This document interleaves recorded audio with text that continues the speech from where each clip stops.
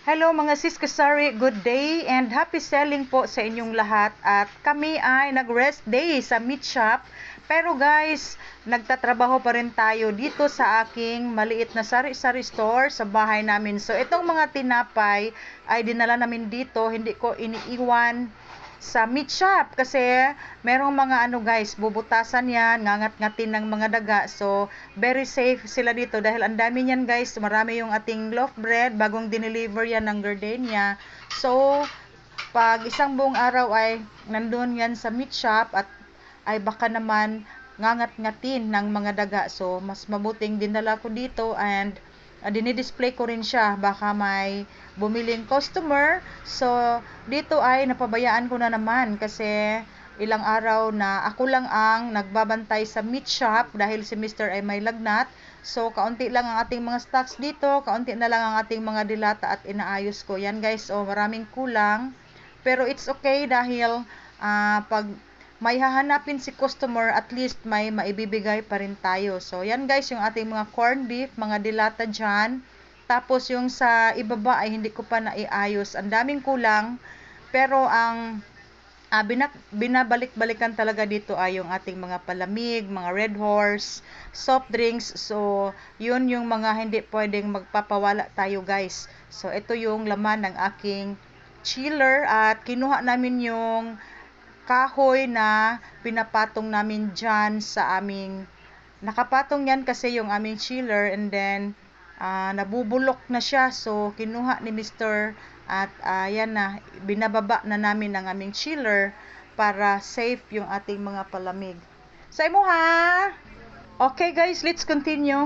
May bumili lang ng sigurelyo. So, eto guys ang inaayos ko ang ang laman ng chiller. Nagre-refill ako ng mga palamig, mga sito, mga Coke Swak 2, mga Royal at mga mineral water. Dahil nagkalat talaga guys, no, hindi maayos tingnan yung aking mga display dito dahil si Mr. lang ang nagbabantay at ang aking mga anak. So, dito naman yung ating mga Absolute at ang daming mga mineral water pa guys na hindi ko pa na-display.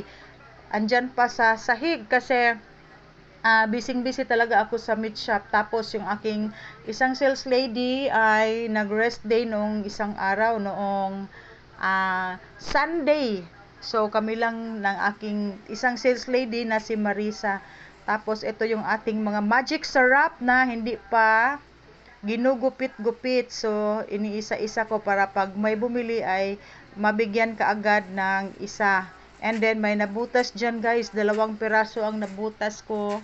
So, gagamitin na lang namin yan siya. So, ito ang update sa aking maliit na sari-sari store dito sa bahay namin, no?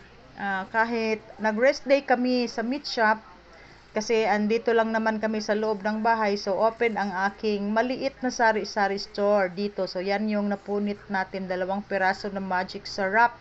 And then, guys, yung aking mga Coke na 1.5 ay may, yan siya, may free.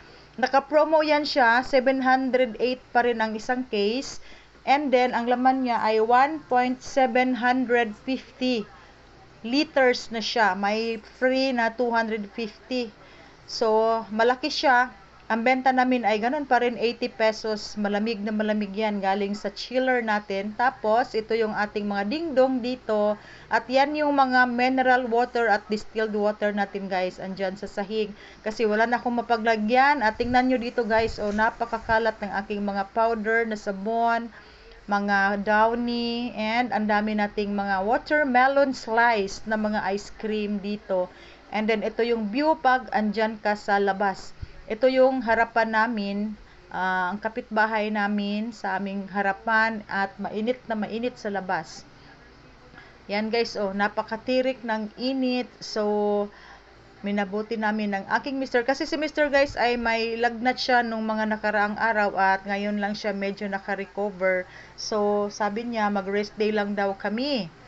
Dahil Monday, tapos sa Tuesday na kami mag-open. And then guys, good morning, ngayong araw ng Tuesday. So, ito yung aking favorite ka-partner na mag-coffee. Ang aming daily routine ng aking Mr. Itong spaghetti ay matagal na yan dito at last week pa yan guys. hindi namin na iluto kasi busy nga kami. Yan yung dinala namin dito para lutuin dahil nandito ang aking mga apo. And then, umuwi na lang sila, hindi pa namin naluto. So, kahapon ay niluluto ng aking anak. Habang kami ng aking mister ay pumunta muna sa Gaisano Mall. At pag uwi namin ay naluto na siya, niluluto na ng aking anak. So, marami yan siya, mga half kilo. So, yung iba ay ilalagay natin, ibabalik natin sa chiller. Nagkuha lang kami ng kaunti yung kayang ubusin namin. Sayang naman yan siya.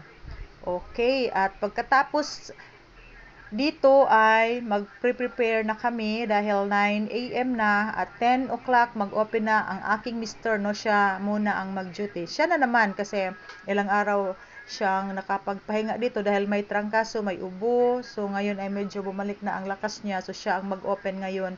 Dahil yung ating order na karning baboy ay maagang i-deliver yun ni Chubbs. So kay Chubbs na naman kami nag-order dahil 270 per kilo lang. Tapos free delivery and 3 days term tayo.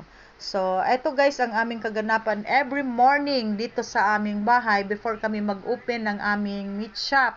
Okay, thank you so much guys for watching again my YouTube channel, and thank you talaga sa aking mga viewers, sa aking mga silent viewers at mga bagong subscribers, and sa aking mga siskasari. Happy selling, malapit na ang Pasko, beer months na, at tayo ay mag-iimbak na naman ng ating mga paninda, mga stocks, yung mga saleable lang. So, thank you once again, and see you in my next vlog. Bye bye.